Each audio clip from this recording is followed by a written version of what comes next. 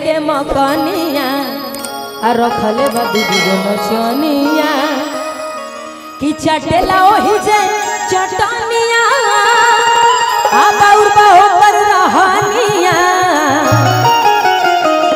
कि चटेला ओही जे चटनिया आ बाउर बाहो पर रहनिया कि मोतिहारी में लेके मकनिया आ रखले बदू नचनिया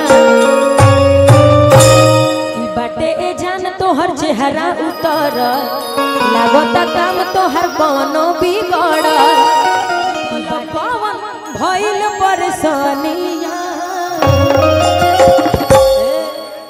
कि बॉम्बे में लेके मकनिया रखले बदू नचनिया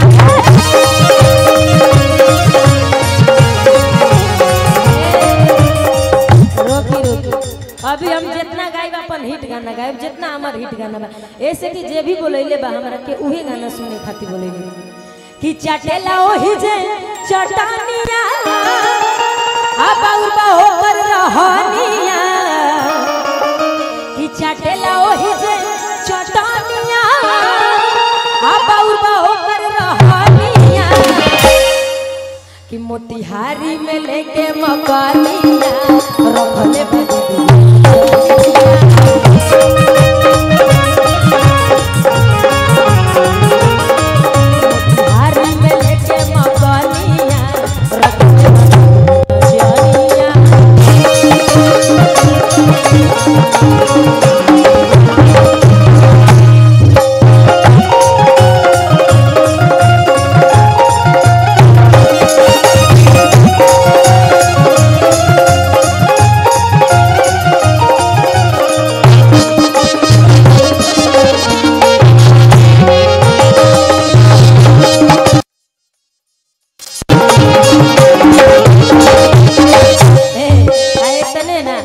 और कैसे कहता लइका की लागत बढ़िया से कइले नहीं खुश हो आ एही से तोहरा से गइल बरुस हो।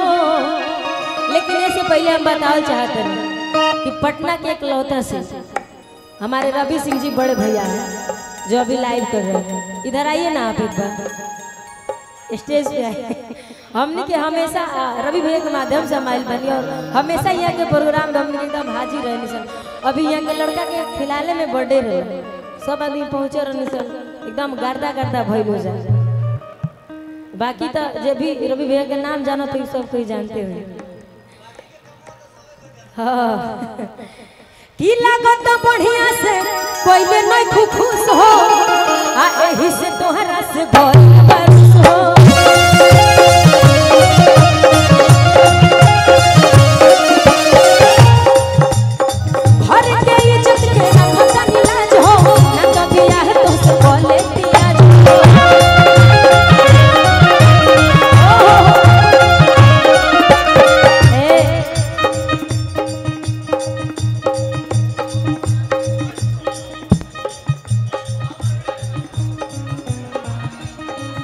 और हमारे मोतिहारी के शेर जो है महेश्वर सिंह जी के पुत्र हैं।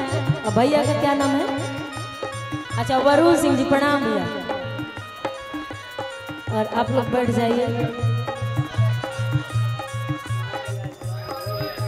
सुमन भैया, नीरव भैया, सब कोई के नाम पता नहीं फिर वो बता दी हमारा। राहुल भैया, सब कोई के सादर प्रणाम बाटे। हाँ एक मिनट रुकिए, मैं एक लाइन आप सबके लिए गाना चाहिए।